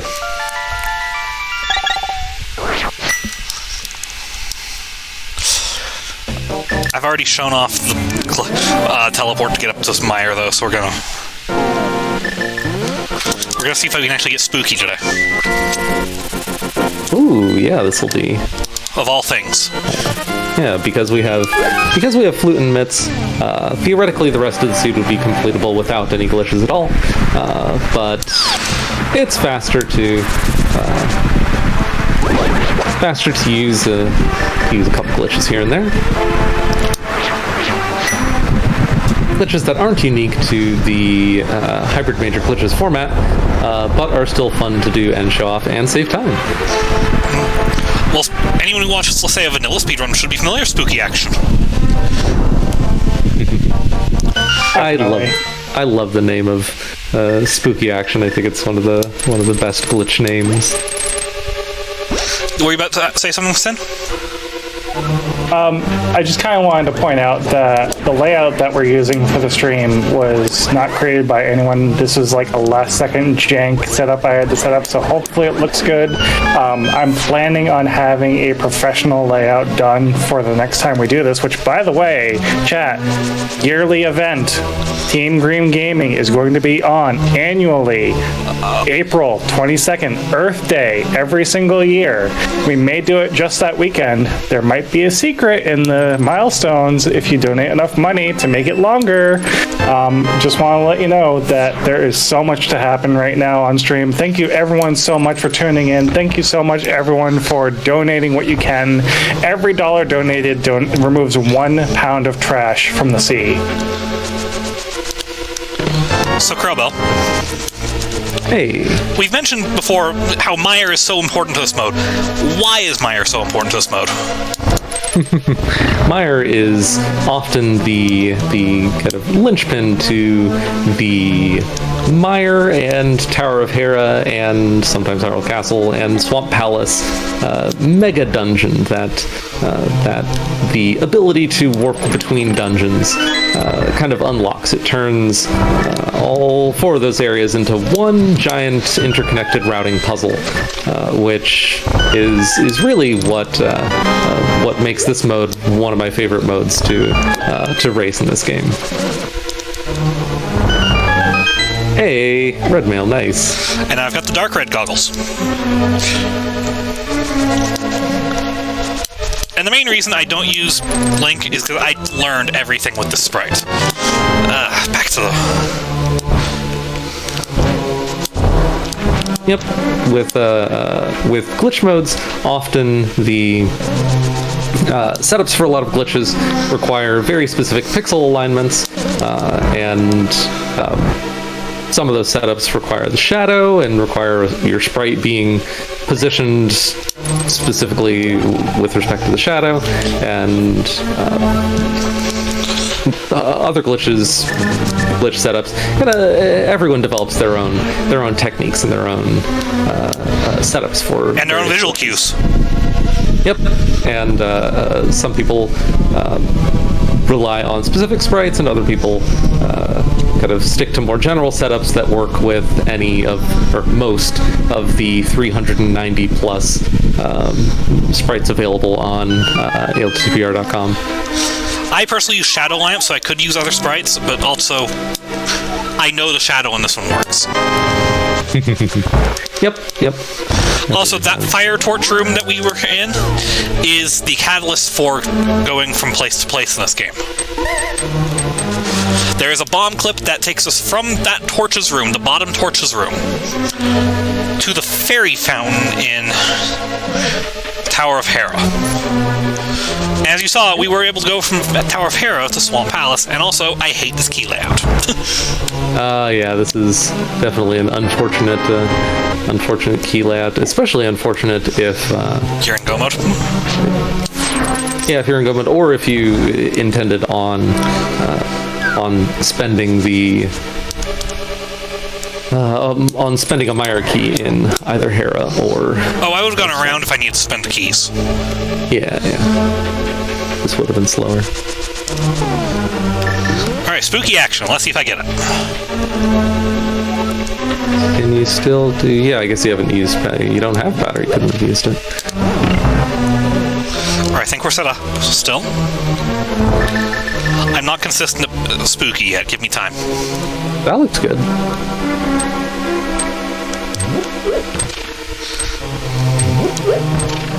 So what's going on here is Zeke fluted in at a specific pixel and... Got it. Did that do it? I don't have audio, so We got it. I couldn't hear. Hey, nice. I saw the animation freeze for a second. We fluted in at a... There it is. We use specific movement after fluting in to set a variable in memory to a specific value, and then did a additional little dash before placing the block in To not remess that Thirst memory Mire up. Dark Room, to not overwrite it, and that kind of sets the value for the Fire Rod's splash damage to a much higher value than it normally would be, and that allows us to use the Fire Rod on the Torch and Anti-Fairy and Spike, and teleport its splash damage to the 3 crystals much higher than there, which saves. If you get I consistent, want to say like it's not an instant. I mean, didn't it take one of your races recently from a much larger gap to about 3 seconds? Yeah, that was my motivation for learning that glitch personally, because I think it's about 30 seconds total. It's a significant amount of time. If I had one of my MG running friends, they'd be able to tell you roughly how much time it saves, but I don't have any on hand. But All right, so that's 6 out of 7 crystals, and we've already completed Ganon's Tower, so now it's just a matter of Ice Palace.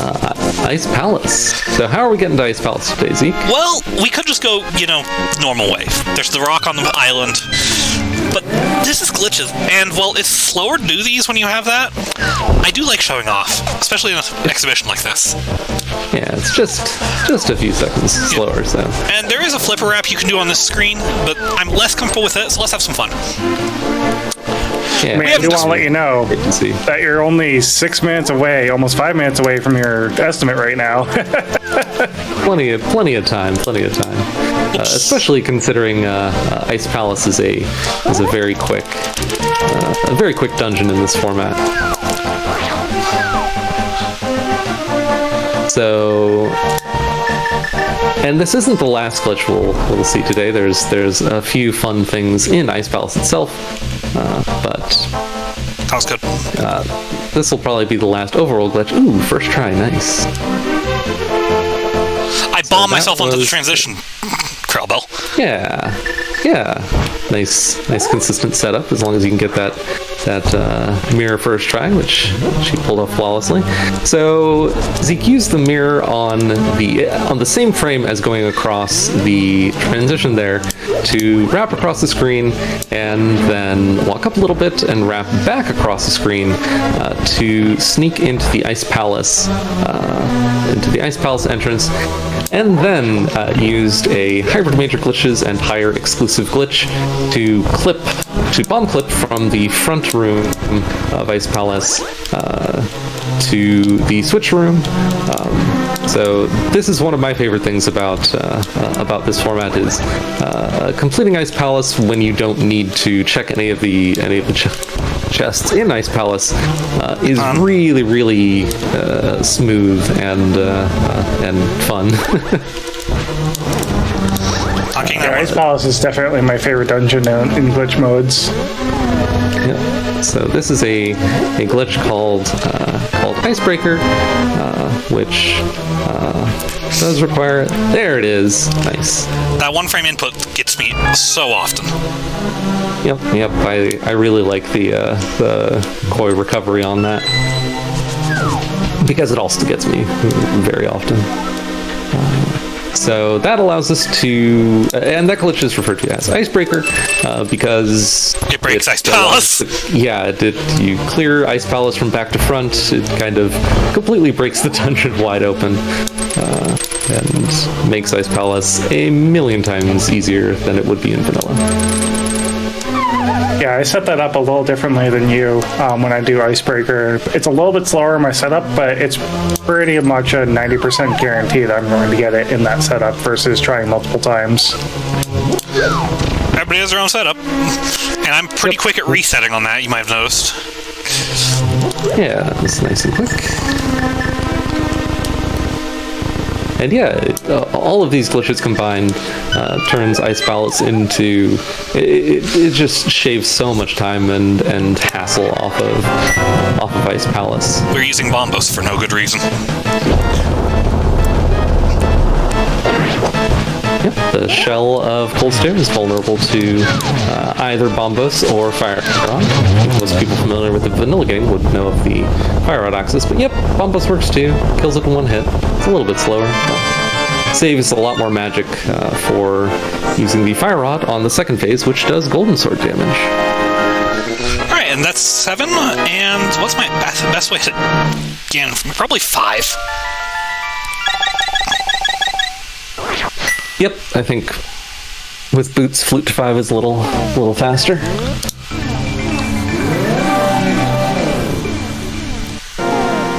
But yeah, that is the last major glitch that we'll be seeing in. Ice Palace is a fun gauntlet of glitches to talk about. Yeah, you got to show off. Oh my gosh, you got to show off a ton. Because we went from the mirror wrap to the bomb clip to the Icebreaker, all in about the span of a minute. And that bomb clip is easy too. Yep. Hopefully, we did a decent job about talking about the techniques as we were doing. Does anyone have any last questions about hybrid major glitches before we finish up this run as I'm heading to Ganon? Yeah, we are. I don't want to say it's impossible to come at an underestimate. This will be a very, very quick Ganon fight with basically the maximum amount of firepower you could bring to the fight with the golden sword and silver arrows.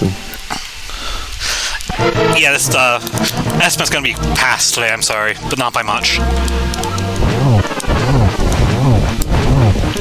It's good for scheduling to be very close to an accurate estimate. I think times can range very, very widely in this mode. That hammer messed me up. Do you remember offhand what your PB is in this one? My PB currently is a 112. 112. That is a very, very nice time. It was my Moon Pearl Gomo seed is what it was. Ah, that'll do it. I just want to remind chat that we do have a matching donation incentive. When we get to the credits, we're going to see how many items Zeke had to collect in order to beat the seed. For every item collected, Zeke and Crubble are going to be matching donations 10 cents for every single item that was collected.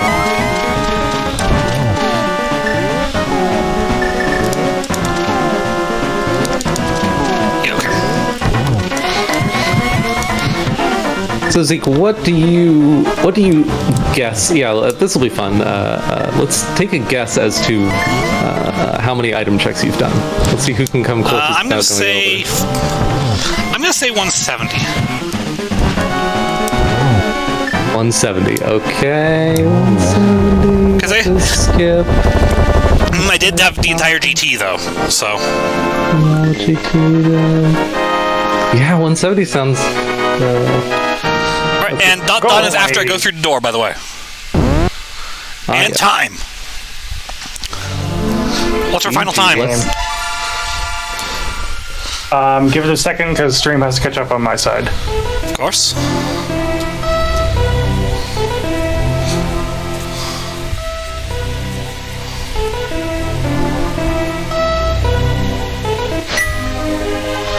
And one of the last quality of life feature is they've added the ability to hold the X button during credits and it'll go faster, which I will do in this run, so we can get to that information and then be able to be on our way faster. Yeah. So.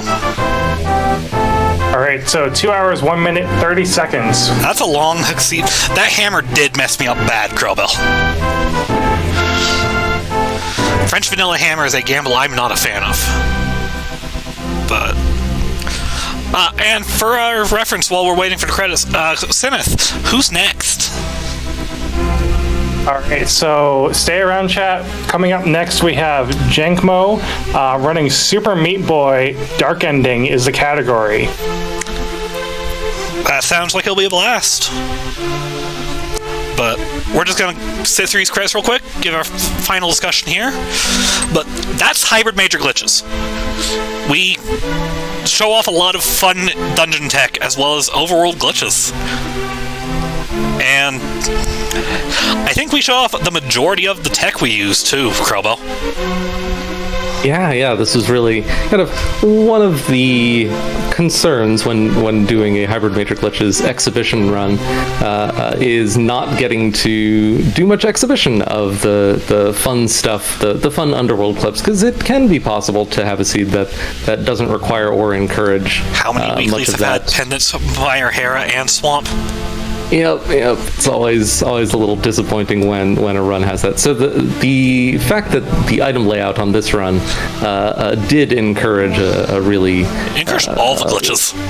Yeah, really wide demonstration of techniques. I'm happy with this seed for that. Yeah, this was a fun one. Hammer in Palace of Darkness is always. I was hoping for Hammer and Swamp, honestly. But I will play the last section of credits at normal speed, but this here, the important stuff. This seed was nice enough to give us an early sword, which does make some glitches a lot easier. Yep. And the flute did make some getting around easier. A 4-second sword doesn't get much faster than that. But yeah, this is another change the randomizer makes in addition to the ability to speed up credits. We also see here the modified second phase of the credits showing everyone who showing not everyone but a large number of people who've contributed to randomizer development over the years, and also additional stats that you can see kind of to get a retrospective on your run. And it looks like our answer for our collection rate was 174 items. So can I see it? Not bad. Can we see any more donation? I'm hoping to see some donations of $17.40 for this. I would love to see several donations of that. Yeah, so $17.40 for anyone who is matching the item for 10-cent donation that Zeke and Crubble are doing. Yeah, that would be super awesome. But with that, I believe that does it for Crowbell and I here. So thank you, Sinith, for letting us open your marathon here. And good luck thank with you the so much rest for coming by. of Team Green Gaming. Team C's hype. All right, with that, we're going to be transitioning this over.